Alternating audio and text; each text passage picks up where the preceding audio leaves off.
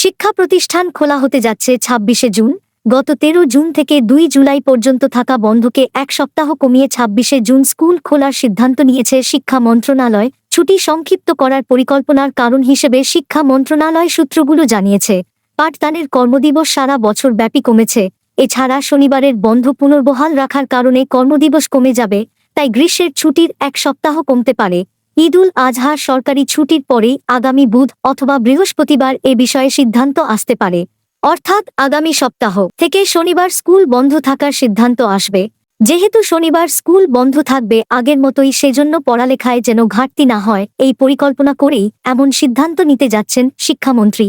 তবে শুধু মাধ্যমিক ও উচ্চ মাধ্যমিক প্রতিষ্ঠান বা ক্লাস 6 থেকে উচ্চ মাধ্যমিক প্রতিষ্ঠানগুলো খোলা হবে বলেই ইঙ্গিত দিয়েছে বাংলাদেশ শিক্ষা মন্ত্রণালয়, এবং প্রাথমিক বিদ্যালয় খোলা হবে নির্ধারিত সময় 2 জুলাইয়ে।